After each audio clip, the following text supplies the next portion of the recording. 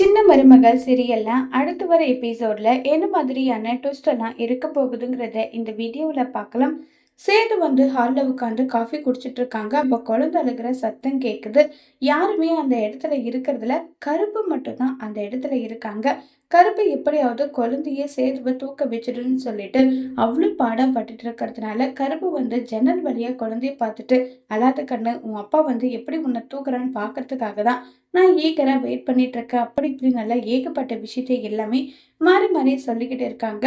சேதுவா குழந்தை அழுகிறத சேதுவால கண்ட்ரோலே பண்ணிக்க முடியறதில்ல. வீட்டுல யாராவது இருக்கீங்களா, எல்லாம் எங்க போனீங்க, யாராவது இருக்கீங்களான்னு சொல்லிட்டு சத்தம் போட்டுட்டு இருக்காங்க. சத்தம் போட்டுட்டு சரி வேற வழி இல்லாம என்ன பண்றதுன்னு சொல்லிட்டு குழந்தைய சேதுவே தூக்கலான்னு சொல்லிட்டு ட்ரை பண்றாங்க. அதுக்குள்ளவே மல்லர் ஓடி குழந்தைய தூக்குறாங்க. உடனே கருப்புக்கு சேன்ற மாதிரி ஆயிடுது. உடனே கருப்பு சே இப்படி ஆயிடுச்சுன்னு சொல்லிட்டு இருக்காங்க. மலரு எங்க போனேன்றாங்க. மாமா குளிச்சுட்டு இருந்தேன் மாமா. என்ன மாமான்னு சொல்லி கேக்குறாங்க. இங்க பார், அந்த குழந்தைய தூக்கிட்டு வந்தா மட்டும் போதாது, குழந்தைய நல்லபடியா பாத்துக்கணும் இல்லைன்னு சொல்லிட்டு ரொம்பவே கோவமா பேசிட்டு போறாங்க. உடனே அந்த இடத்துக்கு ராஜாங்கம் வராங்க.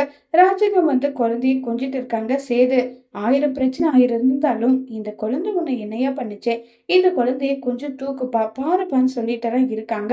உடனே ஈஸ்வரி அது எப்படி மாமா, எப்படி குழந்தைய தூக்கி கொஞ்சுவான், அந்த குழந்தைய பார்க்கும் போதெல்லாம் தமிழ் செல்வி செஞ்ச இந்த வேலை தானே ஞாபகத்துக்கு வரும், அப்புறம் எப்படி மாமா தூக்கி கொஞ்சுவான்னு சொல்லிட்டு இருக்காங்க.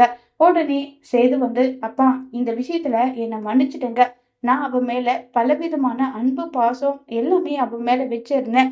அவ இந்த குடும்பத்துக்கு செஞ்சுட்டு போன நம்பிக்கை துரோகத்தை என்னால மறன்னு சொன்னா கூட மறக்க முடியல. இந்த குழந்தைய பார்க்கும்போது எல்லாமே எனக்கு அந்த குழந்தைய பார்க்கும்போது அவங்க அம்மாவை பார்க்குற ஒரு ஃபீல் வருது. அதனால என்னால குழந்தைய தூக்கி கொஞ்சம் முடியாதுன்னு சொல்லிட்டு கதறி அழுதுட்டு இருக்காங்க. வெளியே போயிட்டு சேது இதெல்லாம் நம்ம தமிழ்ச்செல்வியை காட்டுறாங்க. தமிழ்ச்செல்வி ரொம்பவே வருத்தத்துல இருக்காங்க. அம்மா, ஆட்டோவை வர சொல்லுங்கன்னு சொல்லிட்டு கேக்குறாங்க. உடனே செல்லப்பாண்டி கேக்குறாங்க, என்ன விஷயம் ஆட்டா, எதுக்காக ஆட்டோ, ஏதாவது ஹாஸ்பிட்டல் எது போகணுமான்னு சொல்லி கேக்குறாங்க. உடனே வசந்தி இல்லைங்களே, அப்படி ஒரு சோழி எதுவும் இல்லையேன்னு சொல்லிட்டுலாம் இருக்காங்க. உடனே தமிழ் எனக்கு தெரியாம அந்த வீட்டு வாரிசு சொல்லிட்டு குழந்தைய தூக்கிட்டு போனாங்கல்ல, எதுக்காகவும் யாருக்காகவும் நான் குழந்தைய விட்டு கொடுக்க மாட்டேன்.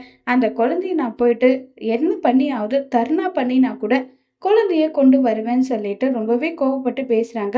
இதை கேட்ட உடனே ரொம்பவே ஷாக் ஆகுது எல்லாருக்கும். உடனே தமிழ்னு சொல்லிட்டு பாட்டில இருந்து எல்லாருமே தமிழ் கிட்ட கெஞ்சி கேட்கலன்னு சொல்லிட்டு நினைக்கிறாங்க.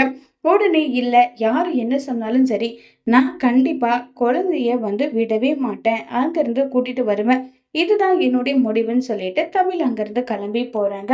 இப்ப கருப்பு குழந்தைக்கு தடுப்பூசி போடணும், ஹாஸ்பிட்டலுக்கு கூட்டிட்டு போகலான்னு சொன்னீங்கல்ல, வாங்க ஹாஸ்பிட்டலுக்கு கூட்டிட்டு போகலான்னு சொல்லிட்டு கூடவே மலரு, மோகனா, கருப்பு குழந்தை போறாங்க.